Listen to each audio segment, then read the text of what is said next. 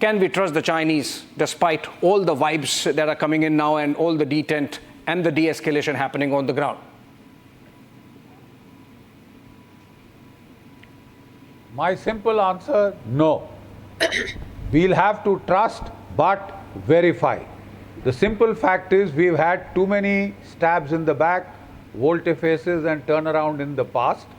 However, I would like to point out to one era where both of us felt that our geopolitical interests demanded that we have peace.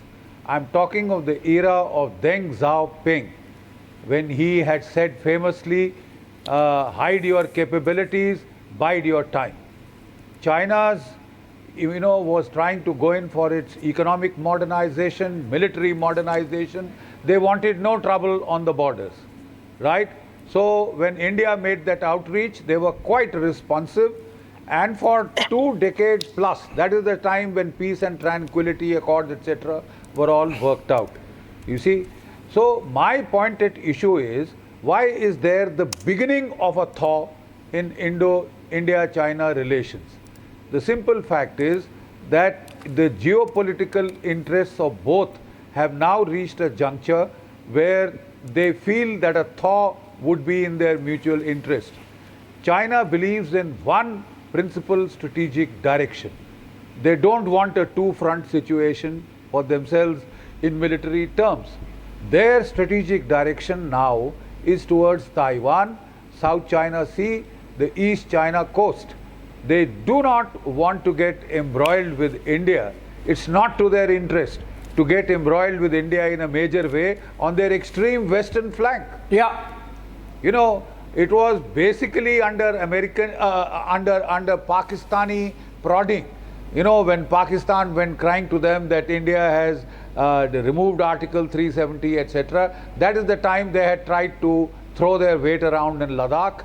Yeah. I'm afraid they got it back in kind, right? There was a tit for tat response. We mirrored their deployment of 50,000 troops in Ladakh, man for man, tank for tank, gun for gun, right? And they have now decided that after keeping their troops out in the bitter cold for 4 winters, they are not too happy. Right, sir. They are also finding that Pakistan, especially the Pakistani army, is making an outreach towards the United States once again. Yeah. They are proving to be people who hunt with the hare and who run with the hare and hunt with the hounds. Yeah. So it is in their geopolitical interest, and India, I'll just finish, and India, we were supposed to be strategic allies with the United States. We have been subjected to extreme hostility. Yes.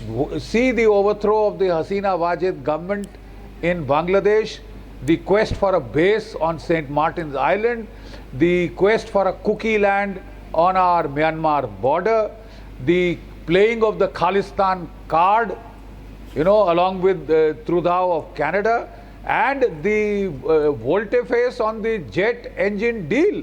Right. They've taken the cash and they're refusing to give us the engines that we need so badly to phase out our MiG-21s. I mean, these are not very reassuring signs. Right, sir. And I think it's about time that we have to safeguard our own national interests. Maybe because the administration... If there is a coincidence of interest between India and China...